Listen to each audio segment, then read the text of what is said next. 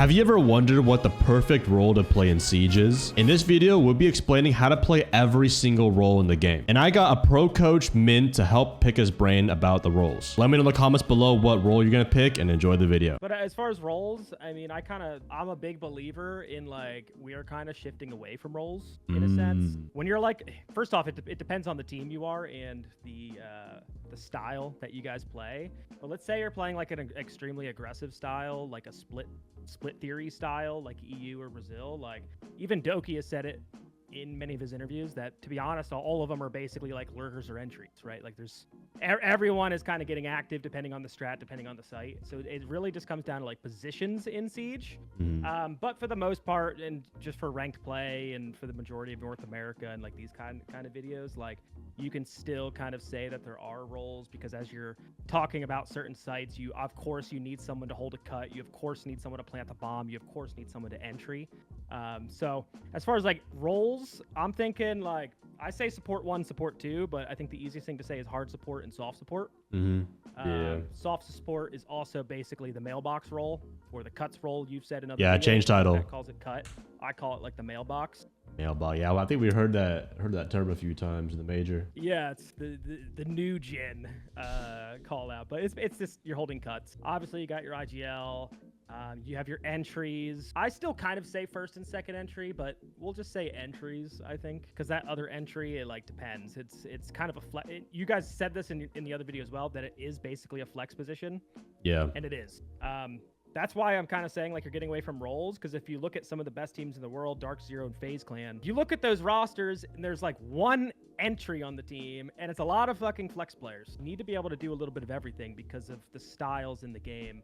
You could play double shields, so we need people to play shield. You could play utility meta and Glaz, Ying, Grim. You could play the information meta with Dokkaebi, Deimos, Zero, right? You got to be flexible. You got to be flexible in today's Siege. Yeah, I do feel like in the past like year, there's really been like always like operators haven't been nerfed as heavy. There's like always like information, like you got Doke, Lion, Doke, like Deimos. Like, there's so many like people. You can just have like 5 entries at that point. You don't have to have like a hard Thermite only role, Thermite Maestro only role. But a support player could, like a Canadian, he's playing like BB or like Mew or like Ying, you know. So yeah, dude, like, so you can just categorize whatever roles. If you want to combine like the soft and the entries into like one and all that, we can just have them as an extension. But like if you want to have a hard like 5, 6 roles, however, man, this is your like video and all that kind of stuff. So yeah, you can just start from the top of like, you can start from support, we can start from entry, however you like it, whatever flows nice for you. Let's start from hard support, and I'm gonna yap. Yeah, please yap. Amount, because I'm an old guy and I like to yap, which is why I have a podcast, so I can just talk all day. I'm going to like intermingle. You guys are gonna hear me like intertwine these roles a lot, because like that's just Siege. Please and honestly, if a lot of you guys are like, and this video is kind of for ranked, because I was doing a role series on my channel as well, we might get to the question of like, well, what role do I play in ranked? And like honestly, the flex role, which we'll get to, is probably the role you want to play, because you got to play every role, but it's good to understand all of them. So the hard support, we'll get to the not fun role, the role that I retired on, because it's not fun at all. And the easiest way to define hard support is not by operator. I know a lot of you maybe are still thinking like, hey, the guy that's on Thermite, Gavini must be the hard support on M80, right? Cyber must be the hard support on FaZe Clan, right? He plays Thermite. Ooh. That's not how it is at all. Your operator choice does not matter. I think the easiest way to tell who the hard support is per site is who's the guy with the case. Because if you got the case, you got the responsibility. You're the guy that can't die. You're probably droning. You're probably getting your entries into the map. So that's going to be your hard support for the most time. If you want to define it by a role, a lot of times it's like some type of role with utility, like Grim, Cap, or Montaigne, right? Sometimes with cans, so you can at least open the walls. That's like my favorite spot to do the hard support role from. Yeah, we got any support players in the chat? Canadian, he also does like to do it from the shield spot, and a lot of players will bring from the shields, because the shields are probably the safest person to plant the case. Because you could just walk in and you can start planting the bomb. But yeah, that's like the hard support. I can't even define it by opening walls or anything like that, right? Because you're not always the one opening walls. You're more so just the guy, again, with the case. You're going to be droning a lot on it. And this is more so I'm talking about attack.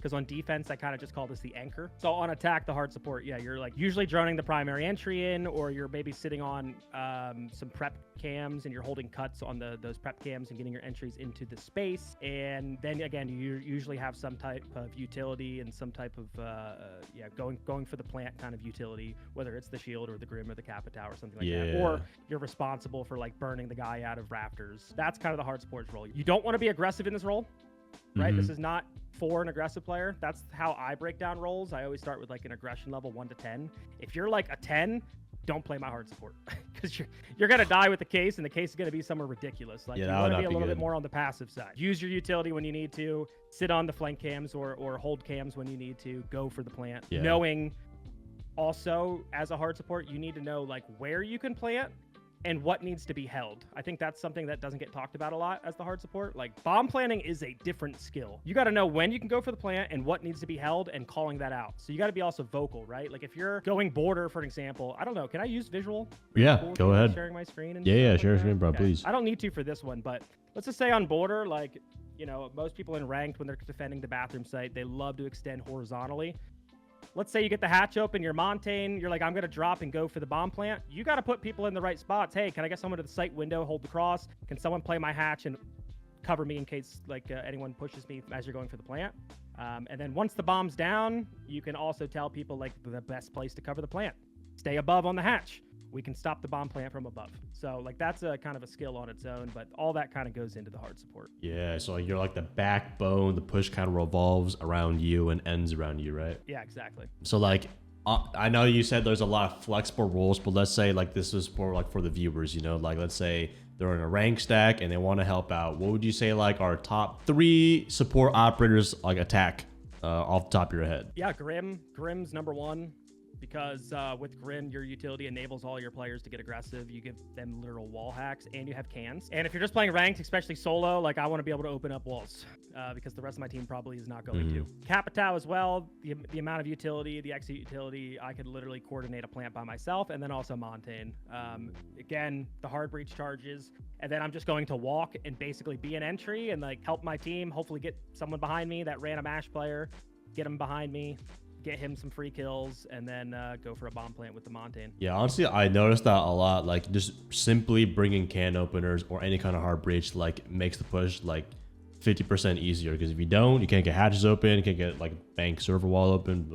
You're just gonna force down main stairs or garage or like maybe something. So definitely, if y'all see, like even though all the ops he listed are just like 3 speeds and all that, you would think, oh, 3 speed is entry, but like it's really just comes down to the gun and the gadget usage. So the gadget's alive, that's all that matters, honestly. I always forget Grim and Capitao are 3 speed. Yep. It's just, that's crazy. Yeah. Really? What did you think they were beforehand? 2-2? I would have said like one of them was a 2-2. Yeah, because they don't feel 3. Like, you know, there's just some operators that feel 3. Like Ash feels 3. Yeah. You know, a 2-2 op that doesn't feel like a 2-2 op is Ella. Ella feels 3 speed. Oh wait, yeah, I forgot about that. Right? That's I don't know. It's just something about like the kit. I think it's something about the kit. Bad, bro. Yo, honestly, W support, bro. Yeah. Support players take notes right there. Ella's 3 speed in my soul. All right, so soft support, aka the mailbox role, the cuts role. Mailbox. Love mailbox. Why is it called the mailbox role? Well, the U.S. Postal Service, the mailbox. You know, you put the post in the ground and it doesn't fucking move. Think of NJR, but this major, he proved me wrong, and he was moving. But normally, like, there's that really passive player on your team that has cracked aim. Just because they have cracked aim, you don't want to put him on entry, right? Is he a really passive? Is he kind of a baiter? Does he play his life really well? Well, then he might be more so for the cut role. So stick him on a DMR. And what this guy's job is, like, think of Chalet, like, sitting outside Ivy windows, right? You're going to have your entry jump in library with the shield or library single, or maybe even walk up mez with the Montaigne. You're going to have your entries basically be the shepherds, and they're going to be pushing and hurting these defenders into those cut-off windows. So that's where you want, again, your cracked aimer. You don't want him to be able to miss that shot. He's sitting there with the DMR. He's going to get a lot of freebies. These players are going to get a lot of entries. They are going to get a lot of stats if your entries are doing their job and actually pushing these players in the right direction. So it's, you know, a lot of times, like, you look at Gunner, you're like, oh, he's a disgusting entry. He has a lot of entry picks. No, it's because he's sitting on cuts most of the time. He's just sitting outside a window and he's getting free kills. Every kind of like isolation or preset play, I would call it, basically has a cut spot. Fet actually gave a really good one. Here, I'll share my screen again just because it's a different video. Fet gave a really good one on bank, for an example, where like, where would the cut be on bank? And it's going to be the guy sitting on E3 repel, just looking through the E3 wall, right? Yeah, I love opening the wall. You're going to take ace. So a lot of times this is a player that's going to take your hard breach, right? Not your hard support. This is a lot of times your hard breach roll because you open a wall, you sit there and you hold an angle. So E3, he's holding this. So in case there are ever roamers inside of CEO, which a lot of times there are, right? Contesting your windows, you get people on the windows, pushing them, Grim, blah, blah, blah. Maybe you have a Lurk coming up red, which we'll get to Lurk in a second. You're flushing these players into the hallway and he's getting free kills. That is what your cut player does. Every single map has one. We can even look at like Clubhouse. Let's say we're clearing out the top floor roam. Say there's like a top floor roam on basement. All your entries might be attacking this side of the map. And then you would just have like a Habana or Ace sitting here outside the breach. Like this is your cut player. He's just sitting here as your entries are all pushing and flushing all the players to this side of the map. There's your cut sitting there, waiting, licking his lips, getting all the stats. Yeah, Logi Hatch, Jim, you know what I'm saying? All that's good. All that's good stuff right there, yeah. As far as like operators though, again, like a lot of times it's DMR. A lot of times it's a utility, like Twitch, Brava, Flores. These are good cut ops. And also hard breach players like Ace, Habana, Thermite. Opening up the wall, look at Surf on Shopify, right? Open up a wall with Thermite, sit there, hold it. Even Nomad, you could sit outside IT and just sit there and hold it. Yeah, would you recommend like the support players like running more DMRs as long as they're strong? Or you think it's okay for them to run this the automatic guns? I mean, run whatever's comfortable, but if I'm just being honest about what's broken in the game right now and take advantage of, it's the DMRs. I know maybe it's not that the case for console. Console might be a little bit different. I've had some console players tell me they don't like the DMRs on console, and you know, use what you're comfortable with at the end of the day. But I think DMRs right now, you can basically 2-tap any defender, and it makes the game really, really easy, and all your angles are going to be unlosable. Side question, on the new gun, are you going to be running extended barrel on it because it does 54 damage? On the AR? Yeah. Or do you think the damage is worth it, or would you rather have better recoil to land your shots? I think the damage is worth it actually, but I'm not running that gun. I'm still running the DMRs. Oh. And the main reason is the utility that DMRs have too, like opening up hatches. I can't tell you how many times I hit a nasty Dokkaebi lurk and the hatch isn't reinforced above, and I'm like, bro, like now I gotta call someone in to come open up this hatch for me because I can't open it with Dokkaebi. Yeah, that's fact. That's facts. Soft walls, I want to be able to spam through. And besides, the 12 is just such a good gun. Yeah, I'm rocking that as a primary anyway. Like, it's so good. I mean, just run TCSG. If I feel like support players, bro, just run TCSG, like the Goyo, Decade, Sentry. Then on attack, just run your DMRs. Like, you're gonna have an upper hand in rank 2.0 for everyone out there.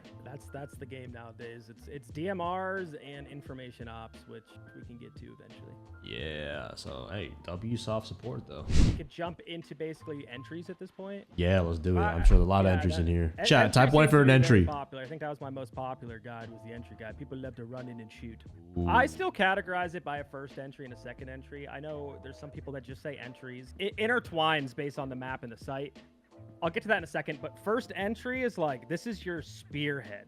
This is your guy that has absolutely no fear, and your aggression level is probably at the highest, right? I'm thinking AMB, I'm thinking like all these really aggressive players that have no problem. Kills. If you tell them to jump in and go get some kills, they're going to get some kills, right? You put them behind a drone, they're going to be disgusting. Chat, who's a good entry? First off, because if you think about it from an entry point of view, POV, your job is clearing a lot of roamers. Who's normally on the roaming role?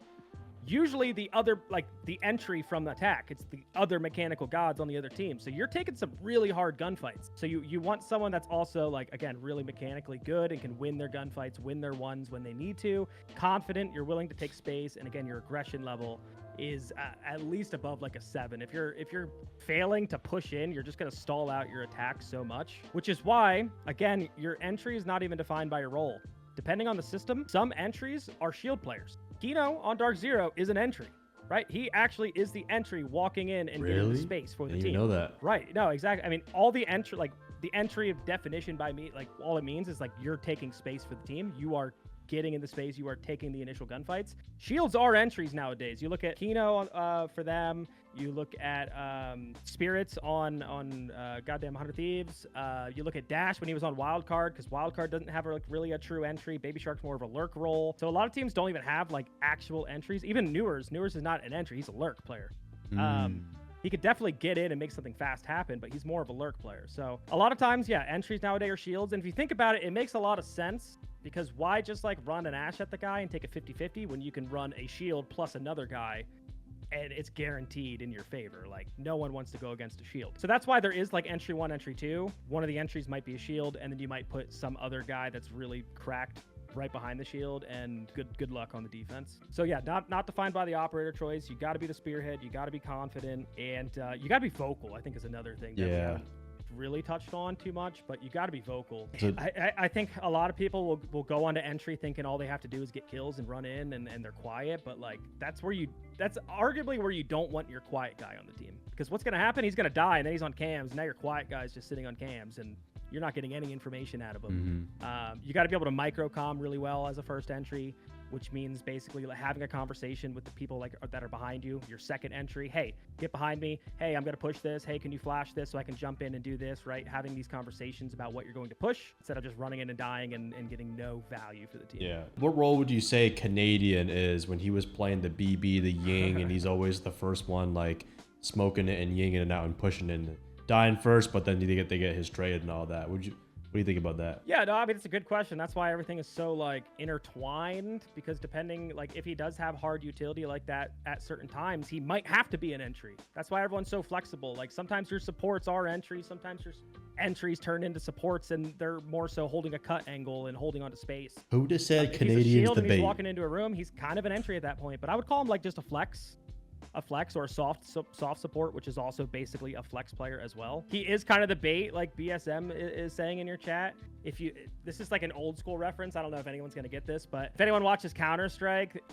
way back, there was a team called SK with Fallen and Taco, and Taco was like a player that died a ton.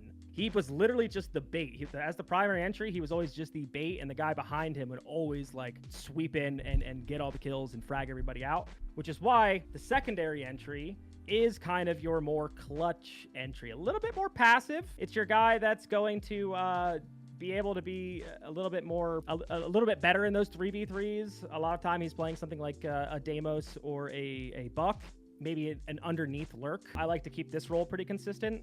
If you're on layer, I'll switch to layer real quick if I have layer. If you're doing an ops push, it usually involves obviously pushing ops, but you need someone to go underneath. There's usually a Buck or a Deimos that goes underneath and tracks the guy playing in Mez. This is where I think it's like kind of your secondary entry, because you kind of need to know how to play in space by yourself. You need to be able to like drone yourself and kind of play off intuition and audio and things like that. Also kind of a lurk in a sense, but that's kind of what the secondary entry is. Sometimes you're doubled up with the first entry and you're just trading them. Sometimes you're on your own. Sometimes it's like a map like Clubhouse, and maybe we're entering from different spots. Maybe your primary entry is getting droned on the tub side, and then your secondary entry walks in plat side by himself, right? Like there's different entry points. But yeah, that was a good question with Troy. Yeah, honestly, it kind of proves my point where it's all depending on the execute. Yeah, I mean, I know that was probably one of the highlights of the majors, like how he has the lowest KD. I remember Fett pulling up his stats. He was like the lowest KD in all the past 3 years, I think. But obviously he's led them to good spots and all that. And I remember Pojo, man, talking on TSM is kind of like he's saying he's like the guy holding the trident, and then on the 3 tips is like Jala, Bo, and like Merc, I think, or no, it was Merc, Bo, and Achieved, I believe. It was like that. Yeah, he just starts poking at people. So honestly, it seems to work. I'm sure he definitely has some calls behind it, putting him in the right spots. Yeah, we can talk all day about how good of an IGL he is, since I've worked with him and I know how hungry he is and what like his style. He's not meant to get stats. He is meant to be the bait most of the time. If he's roaming, he's the bait. If he's on attack, he's on the shield, because you're going to look at shields. Yeah. Instead of looking at Ambi right behind him. So, I mean, that's just how it is. Someone has to do the dirty work on the team. Not all 5 players are going to get the stats in his system.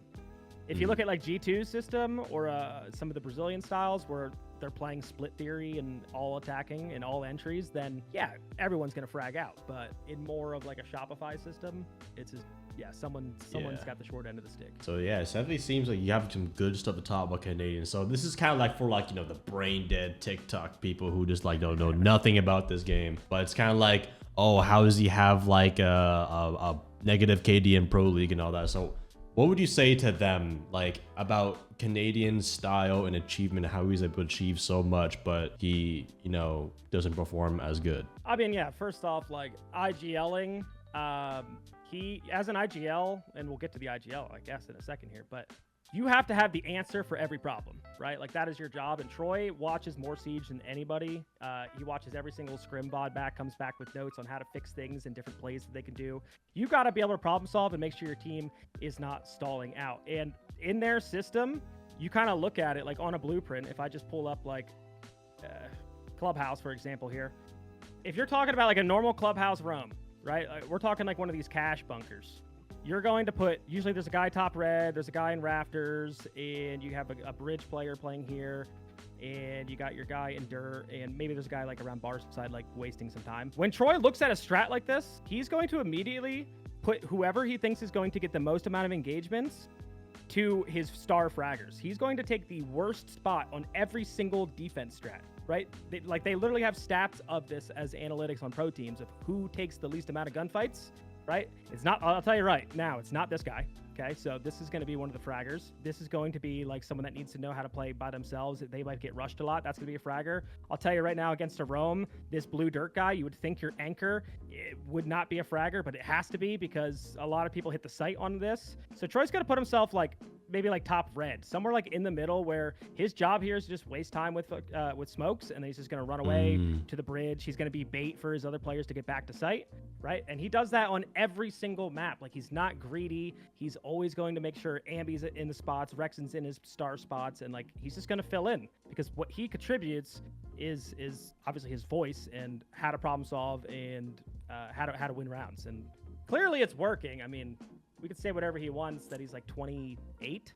Oh yeah, which is crazy because I was still playing and no one was calling me old at 28, but I was in my damn prime at that time.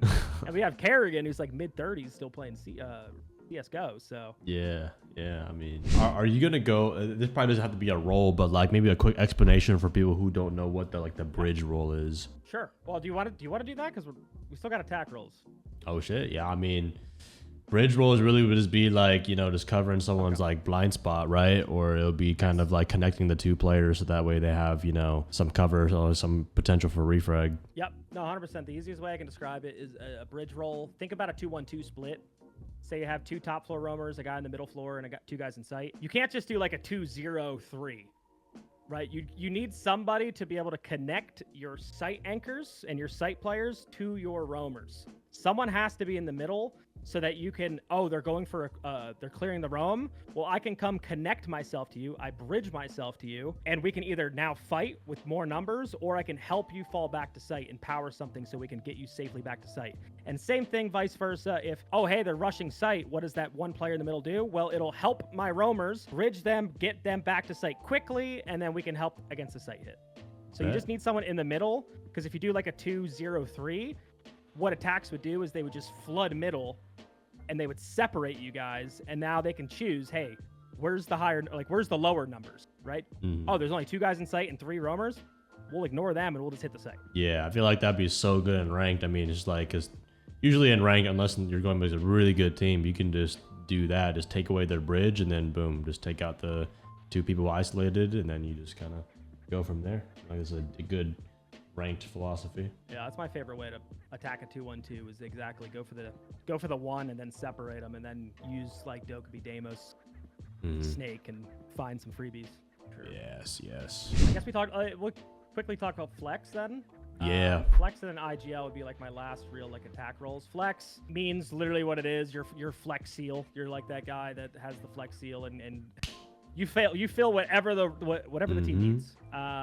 Literally whatever the team needs. You need to be able to know how to play entry. You need to know how to lurk. You need to know how to hold a cut angle, right? You need to play a cheese operator, aka a power op like Glaz, Ying, Shields. You need to know how to do it all, which nowadays it's really good if a lot of players know how to do that on your team. It opens up so much on your team, so you could play all the different styles that I was talking about earlier. But yeah, you're just like, when we're filling out an attack on paper and we're putting people in the right places, you know, we put the cut player where the cut player goes, you put the entry where you're going to entry, you put the shield player where the shield player goes, and then it's like, hey, we got 2 free spots. You stick your flex players there, right? Yeah. That's where I mainly played in comp. When I used to play, I was mainly this flex where I would either be soft support, soft entry, soft like flank watch when that was kind of a thing, the mailbox now as you call it, or like the guy doing the stuff to make the executes on the utility and all that. But yeah, it's good. Someone asked if it's like, is it Twitch? It could be Twitch. Could be anyone. Andy, yeah, literally anybody.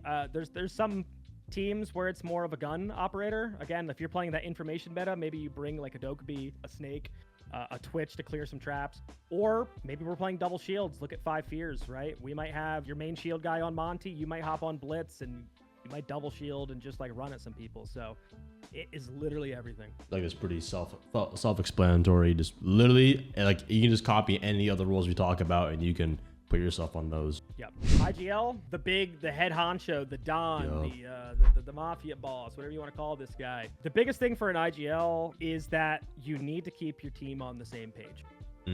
That is the biggest thing to say about this guy, and I'll quickly draw. This is how I explain, because I do a lot of like IGL coaching, because I worked with Troy, I've worked with Hot and Cold, 2 of the best IGLs in North America, if not the world. I myself was an IGL for a really long time on Flipside, SK, and DZ. I had BC with me, who's another great mind. So I think I have a pretty good idea of like this IGL role in general. And again, like the way I like to explain this to newer IGLs is, imagine this straight line here that I'm drawing. Is your blueprinted start to fit, like how you want to start and how you want to finish a round, right? You got the start, you got the end of the round. Okay. Well, obviously, if everything goes completely smooth, you would just stay on the line. Everyone knows what to do because this is the plan. Everyone already knows the plan. But the defense is not going to let you get away with that. They are going to throw some things at you. So let's look at a map like Lair. Maybe our idea is to take ops. Okay, our idea is to take ops, and our idea is to put a Deimos underneath and Deimos track the guy, right? That's step 1. So here's your step 1, step 2, step 3, and the round, right? That's what the lines represent. Well, step 1, right, get the Deimos in underneath. That's all we talked about. We did theory sessions. We talked about this. Well, let's say the defense here's their first wrench. They're going to have a guy down here, and now they're waiting for your Deimos. They have 2 players down here just waiting for you. Well, what's going to happen? There's going to be, your Deimos going to be like droning in underneath. Guys, I can't get underneath. There's 2 players on me. As an IGL, that is the first wrench. That is going to make your Deimos not able to do his plan. So I'm going to draw a line like going up. Like, now there's a problem. This is a problem that arose. If you don't say anything as an IGL, what's going to happen? Your Deimos is probably just going to take a 1v2, and you guys are going to continue taking the operations control. You're not going to be able to clear operations because this guy's mez and not getting Deimos tracked underneath. You're going to lose the round. So you have to say something. So something here would be, there's 2 players underneath. First off, you can play Siege multiple different ways. There's multiple answers, but a simple answer could be like, okay, let's send that Blackbeard or Montaigne that we were going to use to push ops. Let's send him under and help. I'll go rocket door and start droning. Let's push these guys back. Let's clear these guys back, right? So now we put everybody onto the same page. Now we're all working on the same mission, right? Good. That is what IGLing is. Let's say you cleared them back, you got the Deimos, you got your map control. That's step 1 of Lair. Step 2 is you got to clear this guy on rocket stairs. There's always a guy on rocket stairs. But let's say it's a clash. I mean, normally what we can't do, which is just like walk a shotgun up at him, right? Well, it's a clash. How are we going to walk a shotgun up at the clash? Like, that's just not going to happen. Maybe there's a guy defending him. Again, now we have to come up with another answer, right? So now you're off that line again. You need to come up with another answer, and you have to problem solve. So that's what an IGL does throughout an entire round. No round is going to be perfect. Problems are going to arise. And you just got to problem solve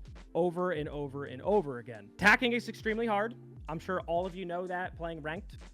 Tacking is extremely hard, and majority of the times in ranked, things are defender sided, and you have to be okay with that at times, especially on certain maps. You got to be okay with like a 3-3 half, a 2-4 half, things not working that you're calling, not working. Some of your teammates not pushing at the right optimal times because you're probably playing solo or duo queue and people don't have microphones. You have to be okay with that in IGL. You have to be level-headed and not let that stuff affect your decision making, because the other part of being an in-game leader is not only being in game, but also being a leader, right? You have to be like that strong personality to kind of get people out of their own heads, or thinking about the next round, or making different adaptations, like, oh, thinking about like, okay, we lost that round, but we got a lot of information. This is how they want to play against us. They want to push us and stop us from our initial entry. So maybe we need to play a little bit differently. Maybe we got to play a little bit more split, open up a ton of ghost pressure at the start so they can't just stuff the sides that we are pushing early, right? So you got to have these adaptions, these answers, and it's really a back and forth game, right? The defensive IGL is going to be countering the attacking IGL, and you're just going back and forth, back and forth, back and forth. It's a big game of chess, and I mean, that's really it at the end of the day. But keeping your guys on the same page, the biggest thing, and never getting chalked. You got to be like a robot. Yeah, honestly, just like, okay, well, this happened. All right, let's send 2 people down there, or like, hey, let's push not working out. Okay, let's rotate. Let's go open up the hatch and plant this side. Or like, oh, let's rotate the push. We got 40 seconds left. Fuck it, just like full send it. All right, guys, we just do that. But yeah, I think those are good points, man. You just gotta be like very emotionless in a way, you know. Don't get too chalked. Don't yell at people. You know, just kind of let people play their own game too. And I've had my fair share of that where, when I used to compete, one of my IGOs thought he just knew everything, and everyone else's word was just fucking, it was his way or the highway, and then he would just bicker all the time. It was awful. Got a lot of those. You also need to be able to like not have total control sometimes, because again, Siege isn't played perfectly. There's multiple ways to play the game, and sometimes your players are going to see things you're not, and see a gap or see some space, and you got to be able to like let the leash off those guys and let them be them sometimes. I think that's really important as an IGL, is to be like, again, have a little bit of trust in your players. Trust is earned, of course, like they have to earn that trust, but still at the end of the day, you got to be able to trust. Yeah. There's been times even in the past, you know, we've had some really mechanical, nasty players. Hyper, I would say primarily #1, going way back to DZ. And there was times where we definitely had too much of a leash on him, and we didn't let him to do hyper things. And he was just such a disgusting player that sometimes he just needed to, you know what I mean? Like be able to kind of express himself as a player. So like to kind of wrap up the IGO part, well, I remember asking you this at the major, but like, why don't you tell them is like how you, like maybe a certain word, or like how you would, when things get chaotic, like what's a good like reset tone and phrase to like get your team on the same page? Yeah, I mean, I could even show you a document, but like T1 teams have these buzzwords.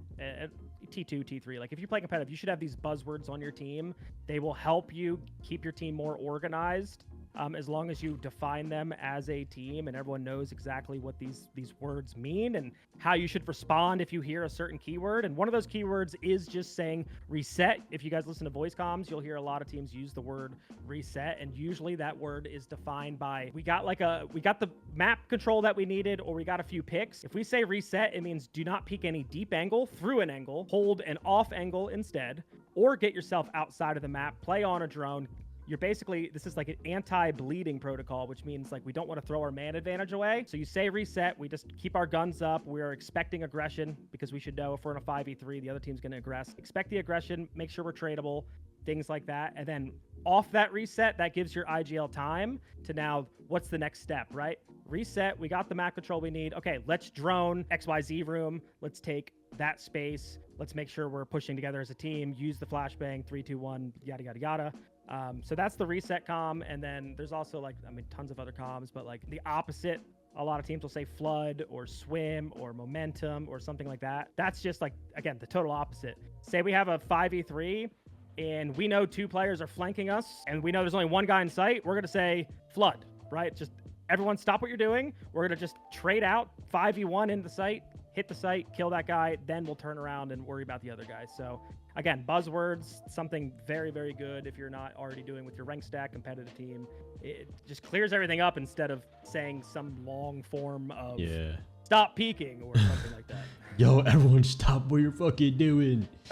Everyone stop what you're doing and get a drone out and make yourself unkill. You know what I mean? What are we yapping about? Yeah. I feel like especially in like it just works for not only your team, but like for those who play like a higher level, like any kind of champ rank stack, you know, you get to say these buzzwords, and then it's like everyone kind of like in the back of their head, you know, just kind of knows, oh, it's flood. Okay, I'll play a little more aggressive. But yeah, I know it was like really important for people to understand Because yeah, if you're IGO, you're gonna have, you know, wrenches and roadblocks that you come through. So it's really, and to get them on the same page, you got to be able to make sure that the 4 different gunfights are happening on the map are all on the same page and no one dies and staggers, and then that way you guys have the most amount of advantage to recoup for a counterattack. So yeah, that was a good 7 for IGO though. That was good. I think the only attack role I didn't cover was Lurk, right? I don't think Yeah, we covered Lurk. yeah. Go ahead, explain the Lurk. I mean, Lurk role, probably the most fun role in the game. Obviously, your team's doing something, and you're like, yeah, I'm gonna def it and kind of go do something else, right? That's Lurk. No, but Cyber I mean, on Lurk. phase, right? Is he a good Lurk? Yeah. Yeah, Cyber on phase is a good Lurk. I mean, Newers is a good Lurk on DZ. There's lurking I mean, it's a lot of fun. Sometimes when you're lurking, you're actually also holding flanked. Think Cafe actually is a great example where a lot of teams like to defend the top floor site. I don't know why we go this site in ranked. I don't know why we defend top floor, but that's a different rant. But when you defend the top floor, there's always like some soulless guy that loves to be down here with impacts and just like, oh, I'm gonna run out on everybody, blah blah blah blah blah. Well, sometimes you like to get a lurk player. Think Baby Shark on Wildcard. He does this every goddamn round with Dokkaebi. The new Dokkaebi. I'm not looking forward to that. But he always just like sits himself in bar. And why does he sit himself in bar for a top floor? Well, he's lurking. Like he's sitting down here waiting and expecting. He knows what your guy's free roamer does. He likes to impact out. He's just gonna sit here, play off audio, sit off a drone, wait, boom, get the kill. So that's like one form of lurking. Another form of lurking is like something like bank, where I would call the lurker position ATMs. So let's say it's open area. Let's say the bomb site's open area, and we want to clear the top floor. Well, what the ATM player does is most times the push is from square.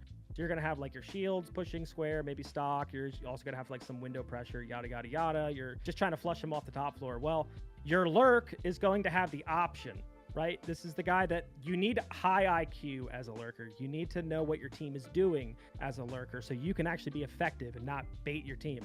So a lot of times what the lurk does, I mean, his job here is to first off, is chat, type 1 if you love a lurk role. That's going to prevent my boy from swinging in windows, right? If there is, then his job is to mess with that guy. If it's just like a Fenrir or something, then we can just ignore him if we're not going to go for that pick. And a lot of times you'll see that guy walking up the bank stairs. Most notably, one of the best clips was Ambi against FaZe Clan. FaZe, yeah. Shopify, where he just walked up and killed 3 of them in the back. Right, that is your lurk, right? He picked knock, he just walks up the main stairs. The rest of the players, you also need to know something real quick, which is push-pull theory, which is like in any FPS game, if someone hears gunshots or if someone is like shooting at somebody, what does everyone on your team do? They immediately look in that direction because they want... Everyone's like fiending for kills. You want kills. Audio says they're this way, so I'm gonna look this way. Yeah. You don't think about the backside, right? So we make noise from windows. We walk that shield in square and get the barbed wire curve. We open up stock. So what do the defenders think? They're like, oh man, I'm licking my lips. This guy jumps in stock, he's dead. This janitor guy's like, oh, this guy pushes curve, he's dead, right? This meeting guy's like, oh, I got both of you because I'm oblivious and I'm just I'm gonna double up. That's where the lurk comes into play, right? You're pushing on or you're pulling on one side and you're pushing a player up the red stairs as the backstab, and he's gonna get all the free kills, aka Ambi. Now, obviously, you have your team to support you with that. Also, you'll sometimes have like your soft support player. What's it called? You'll play like Twitch or something for you to get your traps, so it makes your job a little bit easier. But in ranked play, like if you want to play a lurk position, one of the best things I recommend doing is first off see where they are, and then bring something to create those gaps for yourself, because you probably don't have a team to get rid of the barbed wire for yourself. Like you don't have to play knock is what I'm getting at. You could play like Twitch for yourself, Brava for yourself, Flores for yourself, whatever. I even like nades. You could ash charge barbed wire. I don't care. But you want to create multiple ways for yourself and not just one route. Because if you create one route, you clear the barbed wire on red. Well, what's the elevator player doing? He's going to look at red, right? That's the only thing he has to look at. But if you clear that barbed wire and you clear like the marble barbed wire, now you give yourself options. That guy can only look one way or the other. And then based on what your team is doing, you can make the appropriate choice, which is why I have to say like this, it is a high IQ role. You make the choice, you go up, you backstep. Yeah, honestly, yeah. I feel like, I mean, all players should know, but like, yeah, just making ghost pressure, opening up barricades, the front windows. So it's like, oh, like they're not going to play in a certain room because that window's open. There could be someone on it. And they'll have to listen for sound cue, but then they're hearing 4 different sound cues during the first minute of the round and all that kind of stuff. And it's like that little thing to pull them off. And again, like, reference effect, because he's just the goat of educational siege. Is like, even when like someone's being held by someone on a cut, like let's say a mailbox is posted up on holding someone on like a cutoff, right? And a defender needs to rotate back. Another teammate that is the bridge role could literally just shoot ahead of them, throw an impact to the mailbox guy, takes crosshair off for a second, and allows them to sprint past him and rotate. So like little things like that, guys. I think at a high level, that's why it looks like we just have like sixth sense. It's just like we know that a little sound cue or a little thing like a flashbang just take them their attention off of them just for like a second or two is like enough for this to like make that gap. I feel like a lot of times in Pro League, the gaps are like only a few seconds open, but they know exactly when to take it. Yeah, they know exactly when to take it, and they also know like the responses. I think that's something like that's why these pro teams are scrimming each other every day. They immediately in the first 30 to 45 seconds recognize what take it is, and then they already have a preset response on the defense. Like, okay, they're doing this take, which means they're gonna have this cutoff. That's where we need to like. That's how we're gonna fall back. We're gonna pressure him, and then we'll let you fall back. I think that's basically the attack roles, though. I mean, we could switch on to the defense side. Yeah, let's do defense. One role that I haven't seen you talk about. You guys just call it the hard support role, but I call it the anchor role. Anchor, on yeah. Defense, so like vice versa. It is your hard support, but it's on defense. But like this is the guy that, let's be honest here. We loaded a solo queue and everyone picks Vigil, Solus, Mozzie. They're all running around the site. No one's helping set up the site at all, and it's a disaster, right? Yeah. That's where the anchor comes in clutch. This is normally going to be double someone that's shotgun and impacts. Yeah, he's got all the site setup utility. You also don't want to be super aggressive in this role, just like hard support role. Why? And you still want to be a nasty fragger. Think NJR again. Disgusting. One of the best players in the world went plus 50, right? Plus 50 at the major, MVP. But he's an anchor, right? You also want to be super clutch in this role. Like you might power up in 1v2s, 1v3s. Like there's some people have the clutch genes, some don't. Hopefully you know yourself whether you got that or not. But anyway, you're setting up the site for the team, so you're making all the head holes, you're making all the rotates, you're making the site actually viable. And you also need to like really be aware as an anchor how many people are helping you on site, how many people are off site. You need to like look around and have like a really good understanding of where your players are playing. This is specifically for ranked because you need to know where your gaps are. Where are you weakest? Do we have traps in our lineup? Where the hell did our trap guy put anything? Like if I'm playing on Chalet and I'm like the kitchen guy, we're playing the kitchen bomb site. I'm in dining, I'm in kitchen. My whole team's like roaming upstairs and library side. I'm looking around like, how's my trophy look? Anything on my trophy window? How's my West Main look? Can they just walk up West Main and like attack me in sight? Do I have any wall denial? Like, can anyone help me with like, is anyone gonna be able to shoot the walls off? Like, I'm looking around at like how I can be abused in sight, and then I'm being vocal and I'm trying to get my teammates to help me out. Like, they open West Main windows. If I have a guy up in bathroom, be like, hey, they open West Main. Can you like look down vert holes? Can you help me out? Because that way I can keep my gun on like trophy window instead. Oh, they're pressuring my 45 or my dining door. Hey, library guys, can we help? Like, you're on blue stairs. Can you look over? Can we help? Can we power this guy? Yada, yada, yada. So you do have to, again, be very knowledgeable of your gaps. And then the other thing is like late round utility, just like a hard support on attack. A lot of times you're smoke. A lot of times you're Tachanka, or you have a C4. You need to put yourself in the best position to like be thinking about what is the win condition of the attack. If they just open wall and they're probably going to run in and go for a plant behind the dining table, then I'm going to probably back up and play in kitchen door on Chalet, and I'm going to C4, or I'm going to have the win condition and be able to stop the plant. That's what an anchor does. And then after you no longer have that C4 win condition, you have to relay that to your team and say, I don't have a C4, I don't have any win condition anymore. We got to either like take fights or maybe rotate someone else that has some type of utility. So this is kind of like the like a mini IGL role on defense, would you say? It can be. I like my support players to be vocal. This could also just be like a secondary shot caller. Think Brede on Falcons. Yeah. Where like he's just, everyone knows him to be extremely clutch, but he's not the main voice of the team, right? That's like a fact. That's Solotov. But you do need to be knowledgeable, at least for like little things, like how are they going to execute and can I stop it? Yeah, I think that's like definitely a role that I would play more on the anchor. Like I'm not too crazy at the game, like aim wise, but like definitely like looking again like those gaps. Like if we're on border, like how about is our concrete walk goods? Do we have barbed on? You know, metal, and can they just walk armory and all that kind of stuff? So yeah, definitely a good role. And I just love site setup. I mean, that's the whole like my main content is just the site setup. Just like put the rotate here, you know, reinforce that there, and like yeah. And I think a lot of people like, especially like, this is just for anyone, maybe like diamond and lower. If you just don't have a good site setup, you're literally like throwing away a huge advantage. It's just basically having holes you can see into the site or having a wall you can play a crucial spot. It's just like, just learn how to do site setups every single time. It should be a default. There shouldn't be a round where you're not reinforcing at least like 2-3 walls, opening up head holes, foot holes, like, or like shooting glass off windows, just setting your team up just for an easy like preset. Like you're just putting that shit in the microwave, boom, ready to go. You setting up with Legion Shotgun? We don't talk about Legion Shotgun. Okay, We don't talk about it. I'm just checking, man. I think Anchor's a ton of fun to play as well, and it's safe if you're newer, obviously, at the game as well. Like, you don't have to worry about all the millions of ways you can die out of sight. You at least sit behind your reinforcements, but you still got to know, like, what the default takes are, in a sense. Like, where are they probably going to be coming from? Can they backstab? You still got to kind of know what the executes look like, and but you get that over time, though. You definitely get that over time. Let's talk about roamer. I say free roamer, because technically defense is weird, because again, defense is like the same thing as attack. I was saying, like, it's just positions. Like, if I'm on a team and I'm coaching a team and I'm like, okay, we're gonna play clubhouse gym, we're obviously going to extend to the red side. I'm gonna be like, who are my better fraggers? I'm going to put them on that side, right? Like, that's the extended position, right? I'm going to always make sure just like Troy's team, I'm going to make sure that in my extended roamer positions, I will put my fraggers.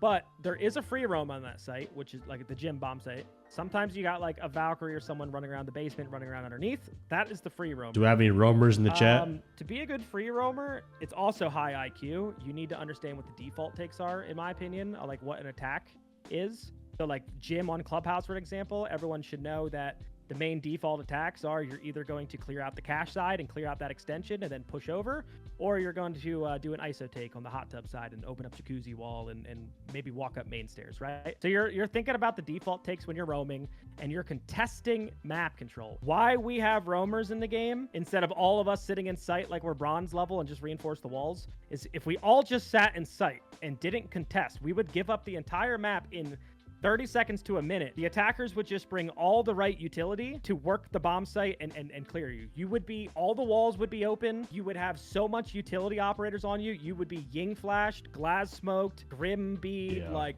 that is why we roam, is we don't want them to just contain us and use all the utility. So we are roaming to contest, to waste time. First off, we're not roaming for kills. We are roaming for time waste. So we're like poking around the edges where they might come in. So a free roamer might be like lounge on that gym example, shooting drones, garage, because like the initial piece of the map control that they want is garage.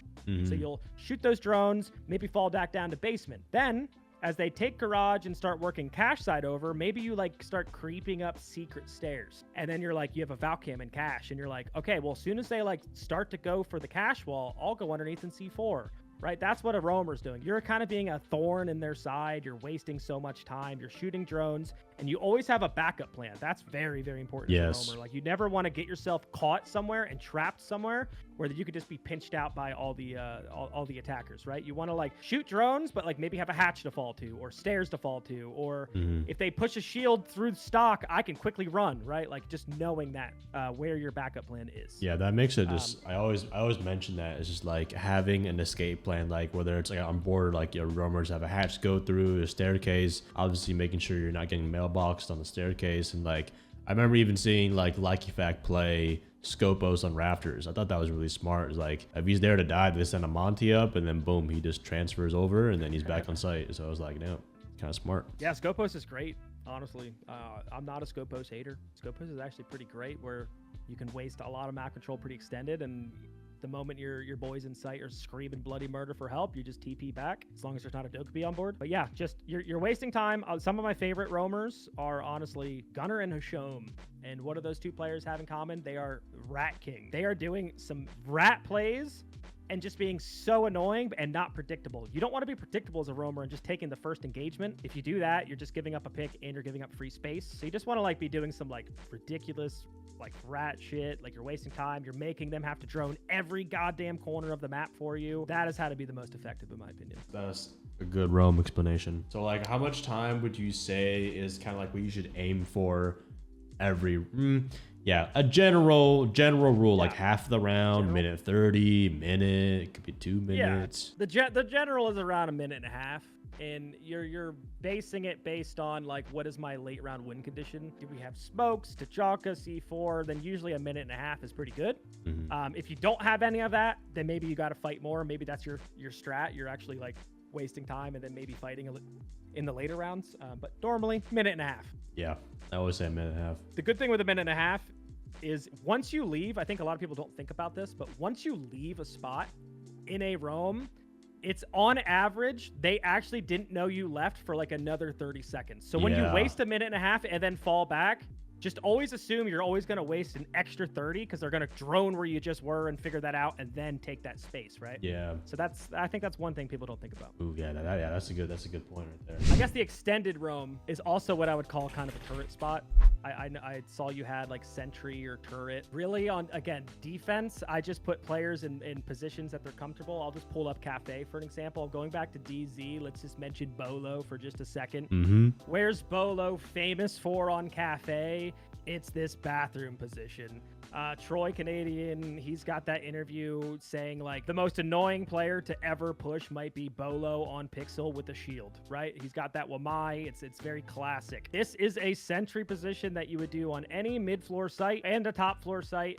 And you're just sitting here and you're just fighting. You're just fighting over and over and wasting time and shooting drones. You want to be mechanically gifted in these spots. A lot of times they're fraggers.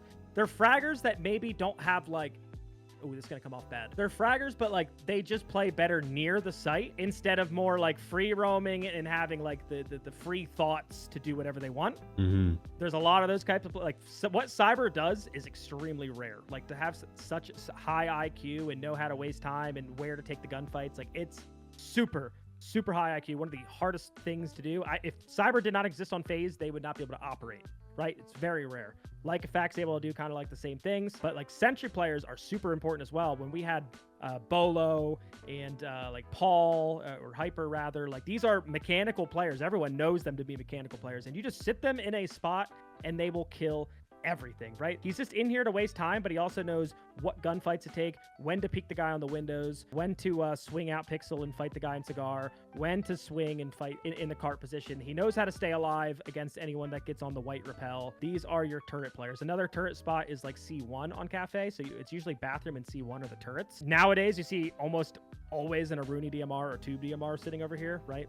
Classic turret position. You're just playing like pixel angle fights, but you also like, because you're a turret, you also need to know how to stay alive a little bit more. So like roamers, I mean, they're also staying alive, but sometimes they're a little bit more aggressive. These type of players they're turreting, they're holding their positions as long as they can. They're also wasting time, but they're not afraid to take gunfights. They're not afraid to just stay up and stay till they die. A lot of times the C1 player will actually stay here till he's dead. It's just such a good spot, and you're holding on to like real key pieces of map control that the attackers want but are really tough to get. Right, to get a bathroom player out is tough, right? Especially with Wamai. Like normally teams like bring a Capital and try to burn and swing in. Wamai counters that, right? Like, so it can be really tough. C1 position, you'll see like a bunch of teams try to throw 6 nades at the guy, and it's very tough to play in some of these spots, but they're like key pieces of map control that if they don't remove you from, you will literally win your team the round. Yeah, throw back to like that old Consulate Yellow Stairs clip of like 9 flashbangs going at his ass. I don't know if you remember that or not. Yes. Yeah, literally. Yeah, so like for people playing this like sentry turret, like map control, like red stairs on, cache to an extent, it's kind of like, what would you say for them is like a general rule of like when they should play there to just play life or to die or to come back to site? Again, it's usually like minute and a half if your whole team can get back, because by the time they get it, it's a minute. You also want to be burning utility though. Like you don't want to just leave to leave, right? I think that's what a lot of people, they think about the time waste in a minute and a half. They're like, oh, I'm just gonna leave. But like at least shoot a drone, at least make them use some type of util, like clear your shield, shoot some Grimbies, because you're trying to waste that utility. So when you do fall back to site, they don't have anything to execute the site. So that's also really, really important. If you have big man advantages, like a 5v3, obviously sometimes it's good to fall back to site. But in those 5v3s, a lot of times, like, I mean, think about sometimes when you play, do you ever fall, like go, like you're like, oh, it's a 5v3, I should fall, and then you get caught falling? Well, a lot of the time it's because you probably killed the push, and they still have the cut player sitting in like con or something waiting for you to fall. So like a lot of times like that, it could actually be really good to just leave like one player to hold on to that map control and one of those players to fall back. That way you stay. Worst case scenario, you die and it's a 4v3. But best case scenario, maybe you get one more and now you just made it a 4v2. And now you got the information too that they still want to push that side of the map. So it could be kind of hit or miss. I'd say minute and a half, waste some utility, waste some drones. If you notice they're low on drones, you know, you can give it up at that point and kind of just win from sight, make it an easy execute. Yeah, I think that's why it's like, and like in general, like why defense is so easy is kind of just like, if you guys are having those like advantages, it's like you're kind of just waiting for like, if as long as attack doesn't make the first move, like waiting for them to make the first mistake, like if they don't open the wall or they don't push a certain piece of map control and you have the vert above sight, it's like you could just stay there. You don't have to like, not everybody has to like rotate and like hold hands in sight. You could have hold some vert, you could hold some, you know, wherever it may be. But yeah, I think like you said, you know, as long as you just like have a reason to leave, if they're still actively pursuing you, then it's like, oh, okay, it means their attention's on you and not on sight. Yeah. No, I mean 100%. I just think some people try to just play the game too correct and like, oh, it's a 5v3, I should rotate back, but you got to have a reason. Yeah. If you're well defended, like if the other team just were to flip and all hit Jacuzzi, it's still a 3v3 over there. Like you're still totally fine. You know, as long as the site's not weak or there's like you're going to be exploited somewhere else. I mean, it's fine to stay and still hold on to your map control. Just have a buddy with you that can kind of trade you out. It's like, again, I relate it to chess all the time, but it's like you're just trying to simplify your positions. You're just trying to, like, if you've got man advantage in chess, you're just trying to get to the end game as quick as possible, and it's just trade out until it's, you know, 2v1, 2v2, whatever it is, and it's easy. 100%. Well, that's the anchor, that's the bridge, that's your turret players, that's your roamers. That's literally everybody. Yeah, I mean, besides anchor, there's technically that other soft support role, which sure is a lot. I mean, it's flex a lot of times. It's playing wall denial or clash or Mira or something else, but sometimes also a roamer. Defense, again, it comes down to positions. Just figure out where you're comfortable, especially if it's someone who's just like watching this. Like, do you like to play in sight? Do you like to play off site? Figure that out. Get comfortable with that, right? Don't try to like switch back and forth all the time. You're never really gonna like truly master a certain site and like know all the ways that you can die and all the ways that you can hold on to some key pieces of map control. So I really recommend just kind of like simplifying it and try to find what you're good at and just stick with it. Yeah, just like taking all of it with a grain of salt. I mean, realistically, most people watching this are just like playing ranked, so it's not like, you know, they have to like, oh, I'm gonna play only this role for the rest of my life and all that kind of stuff. Like, no, you can just, you can kind of, even when you play with different rank stats, you can be like, oh, maybe we don't have a very good vocal player, we don't have much of a good like person running the hard breach, or maybe we don't have people running cutoffs, you know, and like if everyone's pushing in one spot, maybe you can play the Lurk role somewhere else. So like kind of knowing just playing the flex, like kind of weird to explain, is just like take everything with a grain of salt of how we did philosophies, you know. I think just also just knowing how to play other roles too can improve your ones, so that way you kind of know like the weaknesses and like just overall just get insane game IQ until you become pro league player. But obviously most people here are probably just gonna hit like certain rank in the game, but you know, whatever it is to improve. Champ ones, maybe champ diamond one, ones. yeah. Champ 1. Yeah, Legend Division. You won't be hitting the Legend Division. Obviously, I know you will. Of course I will, but I better. I better. I'm a fraud. Yeah. That's the plan. Yeah, it's the same for me, bro. I'm like, all right, we got to slap the delay on for ranked now. It's just like... Oh, you're going hard like that. Okay. Because, like, I mean, it's just like when people pull up R6 Tracker, I mean, it's probably the same for you too, since you're streaming now. It's like they see, oh, it's mint. Like, let's check his stream. Like, oh, he's streaming. Sick. Yeah. They're pushing top floor. Nice. Yeah, no, for sure. I mean, I'm in a 5-stack, and like we're constantly like we're sweating, so we're like flipping. Like even if we think someone's like stream sniping, we'll just like flip takes back and forth. And yeah. If they're just watching my stream, they're at a disadvantage. So. Yeah, it's like a live ankle break, kind of like, oh shit, yo, fuck you, yeah, he's exactly. pushing here, shit.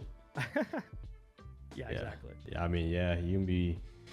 You'll be able to do it. Even if people sniping you, I'm sure you're in competent stacks. You can just kill them, all that. So yeah, we'll see until I match up against you in the Legend Division. Ooh, I'm pulling up the stream. I know you got that 0 delay. I'm licking my lips. Right, ooh, buddy. 0 delay. Yo, guys, right. pull up. Maybe I'll turn it on. Maybe I'll turn it on. Yeah, who knows? Yeah, we'll get a few games in if our stacks line up and shit. You know. Yeah. I'll send Roy after you. Don't you worry. Oh, oh boy. But hey, man, that should be all the roles, man. Like, hey, Heard. thank you, Mint, for coming out. Like, can we get a W in chat from Mint? That was an amazing video. You know, it was definitely a little bit different from the other one because obviously, you know, Siege is a meta. You know, everything changes, but like, you know, it's always good to keep you guys up to date. So that way you guys know exactly how to play, you know, whatever role you're comfortable with. But hey, guys, if you guys haven't already, check out Mint's YouTube channel, TikTok, stream, Instagram, Reels, OnlyFans. I don't know where you making content out nowadays, but hey, man, You gotta look. You gotta look. Yeah, man. But hey, Search thank it up. you. Thanks Thank you for having me, coming though. out. Yeah, dude. Yeah, this was a lot of fun. It was actually good practice too, because I might have to teach a class about roles pretty soon. So this was actually perfect timing. And Yeah. it was a lot of fun. So hopefully we covered everything and it wasn't too confusing. But yeah, thanks for having me on. Yes. Thanks All everybody. right. Thank you very I'm gonna much, hop guys. on the DBNO podcast. So thank you. Yes. All right, bro. Take care, man. Talk soon.